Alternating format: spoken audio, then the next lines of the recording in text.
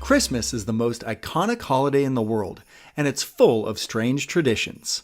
Activities like hanging stockings and singing songs about flying reindeer have become so deeply ingrained in Christmas that we don't even wonder where they came from. When we trace the origin of Christmas traditions, we find that many of them can be linked to the rituals surrounding the psychedelic mushroom Amanita muscaria. The large red-white spotted Amanita muscaria is the most recognizable mushroom on Earth. Throughout history and across many cultures, people valued this mysterious mushroom for its powerful hallucinogenic properties. For over a millennia, the indigenous people of the Arctic collected Amanita muscaria. These people were called shaman.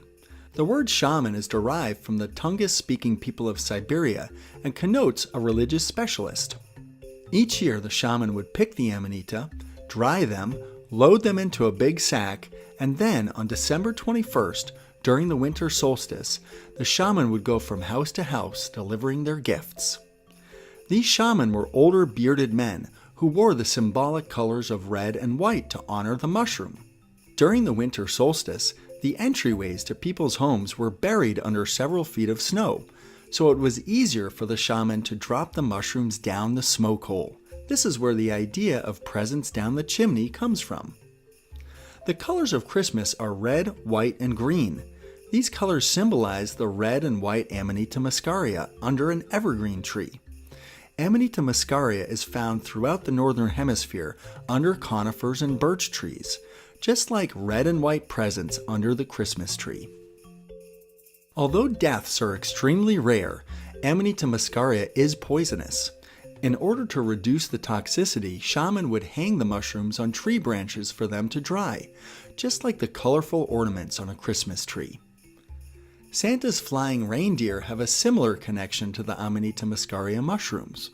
Reindeer are common across Europe and Siberia, and just like the human inhabitants of these areas, they too consumed mushrooms.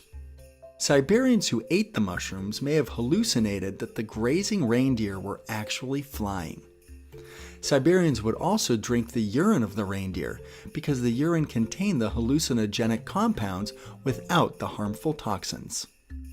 To add to things, Rudolph led the other flying reindeer with his glowing red nose, which might have been a representation of the Amanita muscaria leading the psychedelic journey.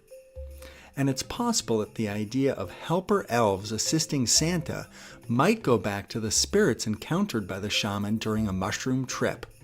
In fact, the entire image of Santa Claus himself closely resembles that of a mushroom. While there are many theories about the true origin of Christmas traditions, this excerpt from James Arthur's book, Mushrooms and Mankind, probably best summarizes the Santa magic mushroom theory. Why do people bring pine trees into their houses at the winter solstice, placing brightly colored, red and white, packages under their boughs as gifts to show their love for each other and as representations of the love of God and the gift of His Son's life? It is because under the pine bough is the exact location where one would find this most sacred substance, the Amanita